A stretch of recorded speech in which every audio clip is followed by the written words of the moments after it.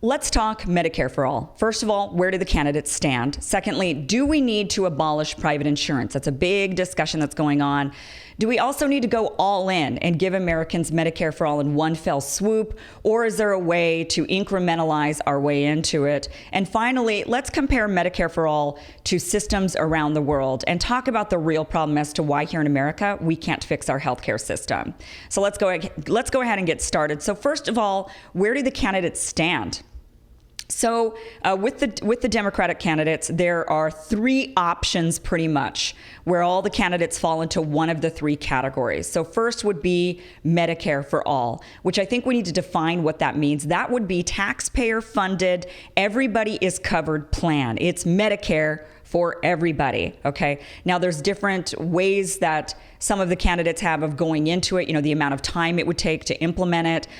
We also have discussions on whether or not private insurance would be abolished or not. So we're gonna go over that, but some candidates are absolutely for a Medicare for all system. Other candidates are for a public option. So this would be you can opt into this system. So it's essentially a public health insurance plan.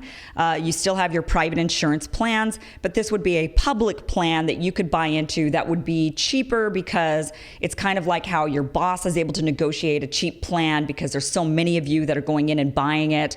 The idea behind a public option is the government would have a really cheap plan because there's so many people that would be in on it that they would be able to reduce the costs.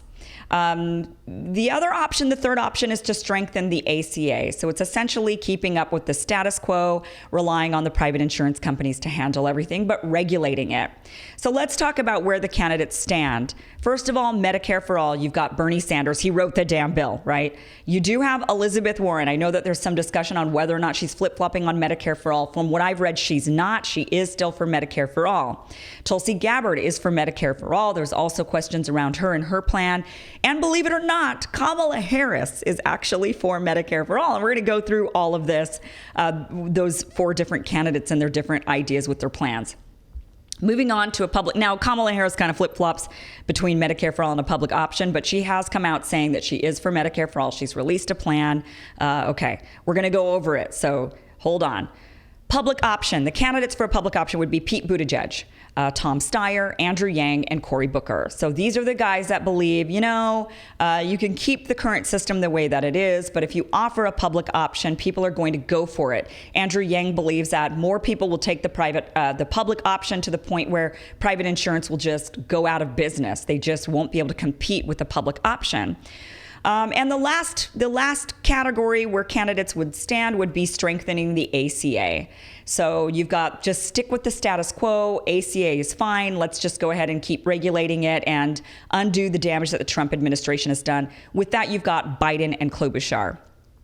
So we're talking right now about Medicare for all. So we're not going to talk about the public option or strengthening the ACA with all of these candidates that have those ideas. Let's just talk about the Medicare for all, because between the four candidates who have come out saying they're for it, there's some differences in their plans. Bernie Sanders, Elizabeth Warren, Tulsi Gabbard, and Kamala Harris.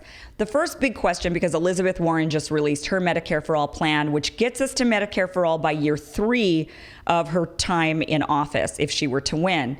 A lot of people are coming out criticizing her, saying 3 years, oh my gosh, this is incrementalism, this is terrible. But we have to remember Bernie Sanders actually has an incrementalized plan to get into Medicare for all as well. His plan is to lower the age year after year after year to where I believe 5 years later, everybody is covered by Medicare for all. So to be fair, none of the candidates really have a straight fell swoop. We just all go into Medicare for all overnight. That's not in anybody's plan. So Kamala Harris, now her Medicare for all plan is, she's saying 10 years. The reason why this is ridiculous, now Elizabeth Warren saying 3, it's like, okay, that's still in the first term of office. So even if you don't get reelected, you're still aiming to get this done. Kamala Harris, on the other hand, 10 years. So if you served twice, 2 terms, 8 years, then you would still leave 2 more years for your predecessor to come in and unravel everything that you've done. It's basically a non-commitment to Medicare for all, which is why Kamala Harris gets so criticized, because taking 10 years to get us there is ridiculous. It wouldn't work. The insurance companies are strong, they're powerful, their lobbies are around. 10 years is a lot of leeway to give those guys to lobby and push their agendas through and do small things to hack away at it like they've done with the ACA.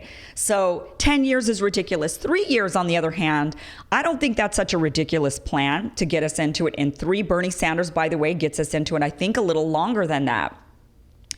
Now, Tulsi's plan, I don't know. She hasn't come out fully yet with her plan. I do know that it is a Medicare for all plan. We're going to get into the differences here, but I don't know if she's thinking of implementing it overnight or if she's also thinking of it's got to be phased in, 3 years, 4 years. I do think it has to happen in a candidate's first term. So with Bernie, if it is going to take 5 years, I do think that needs to be shortened down to under 4 years. Now the big question, so incrementalizing in, the question around that, I think we need to scrutinize the length of incrementalization, not whether or not they're going to, because it looks like they're all going to have to incrementalize their way into it to some degree. The other question then is whether or not you have to get rid of private insurance. Now, what I hated about this was a question that was asked during the June debate. And it's a ridiculous question because I believe it was Anderson Cooper who asked if they would, or I don't know who it was, who asked if raise your hand if you would abolish private insurance. And a bunch of the candidates, I felt like they felt pressured to raise their hand at that moment. When in reality, when you go through all of their plans, no one is really calling for an ending of private insurance, not even Bernie Sanders. And remember, he wrote the damn bill. So, I just hated that question because now the candidates are being scrutinized if they don't come out and say, yes, let's abolish private insurance. And then they're also being scrutinized if they say, let's abolish private insurance. It's a lose-lose situation. It's meant to make them look radical. This is why I hate debates. I'm actually headed to the Atlanta debate today, so I'll be there tomorrow. But I hate them because I hate the questioning, the way they phrase it. They're doing it for ratings, they're doing it for entertainment, and ultimately they end up making the Democrats look like lunatics. So Bernie Sanders has even said there would still be a place for private insurance in his Medicare for all plan, that it would essentially be supplemental. So he would not allow for private insurance companies to compete directly with Medicare for all plans. They can't offer the same coverage. What they can offer, however, is supplemental coverage that those plans don't. So for example, hospital stays, surgeries, all of that would be covered under Medicare for all. So if you're a private insurer, then what you could offer is maybe, an extra night in the hospital. Like for some women, when they just have their babies, for example, they have to get out of the hospital after 2 days. That's their insurance. Some insurance says 4 days. So you could maybe buy a supplemental insurance plan on top of Medicare for all that gives you a little bit of those luxuries. That would give you a private room, water berths, longer stays. That would give you just like some amenities that would make your situation a little more comfortable. Now, so he doesn't say let's abolish them. He just says they can be supplemental. Now, Elizabeth Warren, her plan that she just recently came out with is, it's kind of unclear as to where the role would be for private insurance. She does say abolish them. By the 3rd year, but I'm not sure if she sees a place for them beyond that. I would imagine that she does. I don't know of anybody who would say, no, there's absolutely no place for private insurance whatsoever. It seems like there would be a place for them for those at least for those supplemental things that aren't covered with your Medicare for all. Now, Kamala Harris, we're not going to even talk about hers. I mean, she's got a 10-year plan. It's a non-plan. Tulsi Gabbard, she has yet to come out with hers. Now, hers is interesting because she's got what's called a private option. So Tulsi's plan, I would say, is a lot more like our public school system. So your tax dollars, your tax dollars are going to the public school system no matter what. So you have the option all the time to send your kid to public school. There's public schools in your neighborhood. You can send your kids there. Your tax dollars pay for that all the time, no matter what. However, if you want to spend more money, you can choose to go to private school, to send your kids to private school. It doesn't mean you get to opt out of your tax dollars going to the public school system. They still go there no matter what, but you get to choose to spend your money if you want and go to a private school if you feel like it's better for your child. That is really what Tulsi's plan is. So it is still a Medicare for All plan. It does qualify under Medicare for All because it is all of us collectively taking our tax dollars, putting it into the healthcare system. That's it. End of discussion. That's Medicare for All. But she says, well, look, if you want to spend more on top of that, you can. You can go to a private hospital with a private doctor, but you're just going to have to pay for it. Most people are not going to opt to do that. Most people, like the private school system and public school system, choose to send their kids to public school. And then there are some people who choose to go to private. So that's her plan. Now, let's talk about some of the plans around the world. Because all of them, when you look at, we're going to look at UK, Australia, Germany, and Italy, all of them have a private system in addition to their public system. So the UK and Italy are the most extreme healthcare systems that we're going to look at. Those two not only have nationalized health insurance, which is what we're talking about with Medicare for All, but they've actually nationalized their healthcare system, which I believe is somewhat part of Tulsi's plan. I'm not 100% certain on it, but I do think that she has sort of a mixed system, like our public school system is run by the government and then private is not. I believe that that is the idea behind her Medicare for All plan, which would be a hybrid. So it would be like the UK and Italy, where they not only are providing you the insurance, but they're also paying for the hospitals, and the doctors and the nurses are employed by the government. Now, the people in the UK and Italy love their healthcare, so people should not be afraid of, oh my gosh, government-run hospitals, government-run doctors and nurses. People in the UK and Italy love it. However, both the UK and Italy do have a way to go around that system. In the UK, they do have a supplemental insurance, private insurance plan that you can purchase on top of.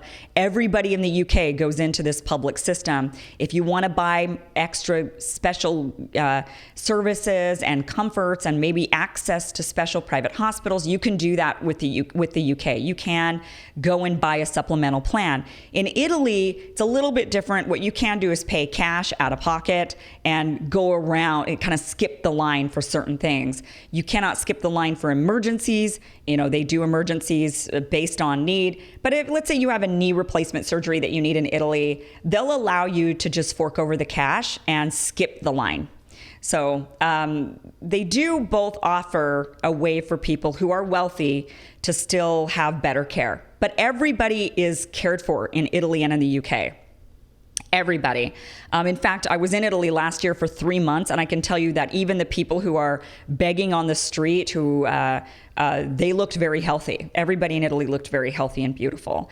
Now, Germany has an interesting system. Germany does a real hybrid system where they say, okay, if you make under 60,000 euros a year, then you're automatically in sort of a Medicare for All system. And if you make over 60,000 euros a year, then you have to be given private insurance by either your employer, or if you're self-employed, then you have to pay for it. It's a hybrid system of what we have here in the United States, except the Medicare would be for everybody who makes under 60,000 euros. It is compulsory. You do have to have insurance. You don't get to opt out of it. That's the way that it is in Germany. Australia has a system similar to what Tulsi Gabbard is talking about, which is there is a public system that everybody has access to if they want, like public schools, but then there's a private system that runs in parallel alongside it. And if you want to purchase private insurance, and if you want to go to private hospitals, you can do so, but your tax dollars are still going to the public system, like it or not, okay? Now, this shows that here's 4 countries. All 4 have great health care, yet all 4 are a little bit different. That is what brings me to my final point, which is, why is the American healthcare system such a problem? What is the real issue? The real issue here is not, because a lot of people are saying, well, if it's not Medicare for All, then it's crap. If you're going to keep private insurance, then it's crap. If you're incrementalizing our way into it, then it's crap. And my point in bringing up these other countries is there's multiple ways to do this. What they all agree on that the United States can't seem to agree on is medical coverage. Healthcare is a human right. Here in the United States, we're still fighting over that. We have not come to a consensus that healthcare is a human right. The reason why these other countries can have great quality healthcare where everybody's happy with it, and yet they have a variety of systems, is because they all agree, the citizens of those countries agree, that healthcare is a human right and that nobody should go bankrupt or have to worry about how they're going to pay for their medical bills. These countries say worrying about medical bills, going bankrupt, having to make a decision between, you're paying for this or paying for that. We're not doing that. Healthcare is a human right. So the discussions they have in their countries are, okay, then how do we go about making sure everybody has access to this healthcare without going broke, without stressing out? What do we do? And they've come up with these variety of systems, but that is because they agree on that fundamental thing. We just have a major attitude problem here in the United States. So that is the real reason why we're having these squabbles over healthcare. That is the real reason why, we have a tendency to freak out when a candidate has a little bit of a nuanced idea with Medicare for all. And it's understandable, because what we have to do in this country right now is we have to focus on that attitude change. We're not going to make any progress, and it's always going to be unraveled and always going to be under attack, so as long as we have this attitude problem. So what we have to do is, like now, I don't think anybody in their right mind would say, let's do away with public school, and everybody's just on their own for educating their kids. I mean, you're responsible now for teaching them algebra and science and history, and if you can't afford to send them to school, then I guess you're just going to have to do it yourself at home. Nobody's really thinking that, right? There was a time when there was no public school. People squabbled over whether or not we should have it. We implemented it. Now that we have it, nobody's thinking of getting rid of it. Now the only discussion we have about education is how do we improve it? How do we make it better? People definitely have different philosophies and ideas about that, but nobody's thinking, hey, look, if you can't afford to educate your kid, I guess your kid stays stupid. We do have that discussion when it comes to college. So we're having that discussion when it comes to healthcare, and that's fundamentally the problem. We have to get everybody to a point where people agree healthcare is a human right. The only real way to get to that point is to give everybody Medicare for all. Everybody's comfortable with it. Everybody starts to really like it. And then when you start talking about taking it away, everybody freaks out. So once we get it implemented, it'll be very difficult to take it. That is why it is so important to just go all in with it. Because if you do incrementalize too long, if it takes 10 years like Kamala Harris's plan, people won't have time to adjust to it, get used to it. A lot of people won't have it, so they won't know any better. And it'll be a lot easier for people to argue to unravel it. So that is what is going on with Medicare for all and the whole entire battle that we have. And hopefully that clarifies some stuff, because I know that there has been a lot of, I've been reading a lot of articles that aren't even accurate when it comes to the candidates and what their views are with their various different systems. This is why the public option and strengthening the ACA would absolutely not work. We have an attitude problem in America, and that is the biggest thing that we need to fix. So thank you so much for watching. I'm going to head out and go to the debates here soon, and then of course I'll be reporting on what's going on, what's the latest and the greatest with the DNC and their debates. So thank you so much for watching. Please subscribe, hit the bell. Thank you so much.